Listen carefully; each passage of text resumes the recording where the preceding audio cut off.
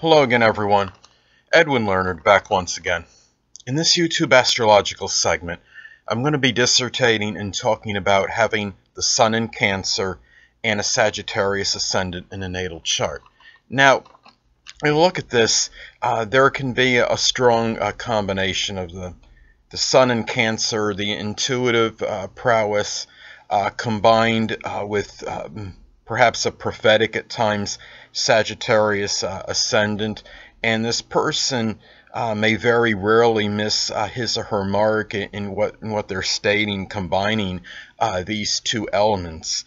And this could be a person. We look at the Ascendant. Basically, the Ascendant does, it can camouflage and conceal the Sun sign to some degree, and at times suppress some of the energy of it. And this person may strongly come across to others because of the outer demeanor being Sagittarius is very jocular, very effervescent, kind of happy-go-lucky, jovial, and philosophical type of nature, which would hide a more sensitive and vulnerable and a more timid, generally speaking, an introverted Sun in Cancer. So, well, when you look at something like the Sun in the Ascendant, the Sun sign in a person's natal chart represents one's basic wants, and the Ascendant or rising sign indicates the manner or method in which one attains those wants. And the Sun in Cancer wants can be connected with nurturing emotional security, their home, and their family. And the way, when you look at this, having a Sagittarius Ascendant, this can be done perhaps through Sagittarian-like careers or professions, such as something connected with religion, philosophy, something that a profession might involve abstract thinking, scientific endeavors, perhaps something associated with exploration or expeditions. Long-distance traveling could be somebody that might travel overseas, like maybe working on a ship or a cruise director, and so or somebody connected with travel, even something like a travel agent or a pilot. And the thing about this is the Sagittarian, the person that has the Sun in Cancer in their rising sign or Ascendant in Sagittarius, they might be more of a meander than the typical Sun in Cancer, and they might be more of an outdoorsy, adventurous type of personality and more gregarious.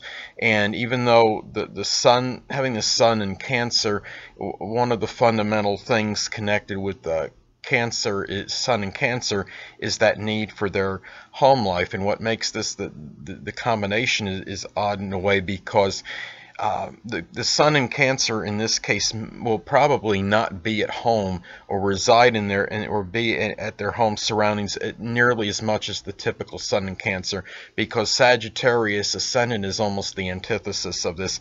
But they do Sagittarian-like things in order to preserve a secure and stable home and family life.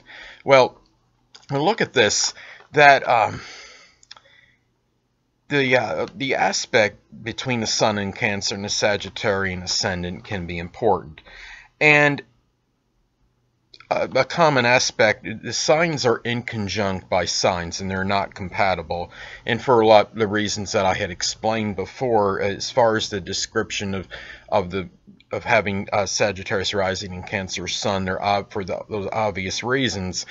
But for example, if it's inconjunct by aspect, as well as the signs are inconjunct by signs, but if you have an inconjunct aspect as well, it's a little bit of a double whammy. And for example, let's say somebody has the Sun in Cancer at 14 degrees and a Sagittarius Ascendant at 16 degrees. This would be an adverse aspect, and it could indicate the little bit of exasperation and tension within the person, because even if they're not cognizant of these astrological placements, they may understand that what they're projecting outwardly might be a little bit different than what's going on inside, and they may feel misconstrued or misunderstood by others.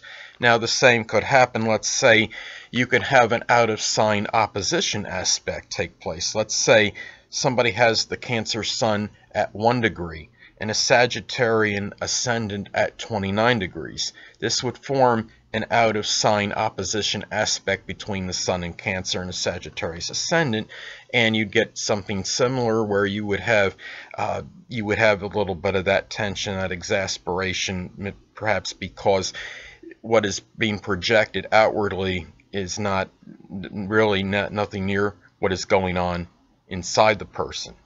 So for those reasons, and you in that feeling of being misconstrued or misunderstood.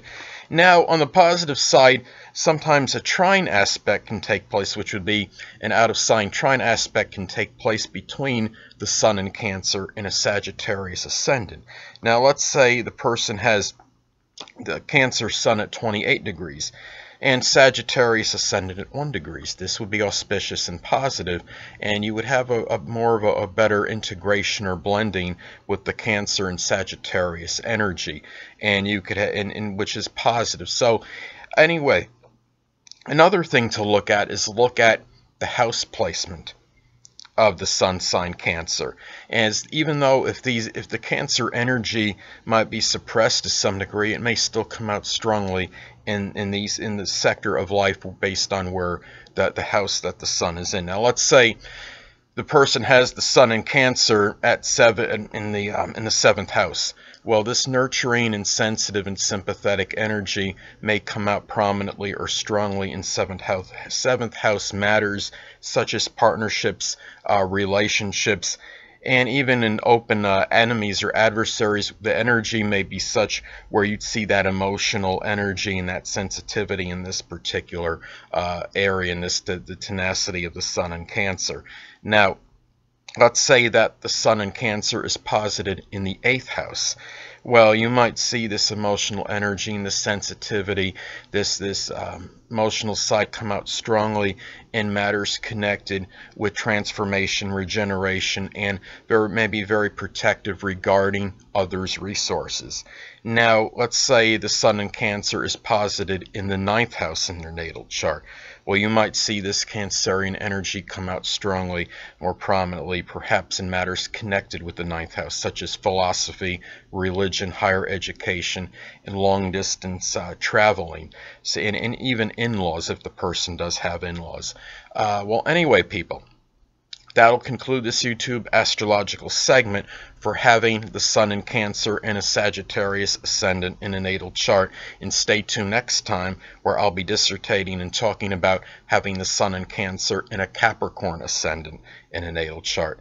Two things I want to get with you on before I head out. Firstly, the stars may impel but do not compel. And secondly, never isolate any single astrological element, aspect, planetary placement, position, configuration, influence, or what have you, and make an analysis of a person, astrologically speaking, based on this alone. Because astrologically speaking, the person is the sum of all their components in their natal chart, and not just one.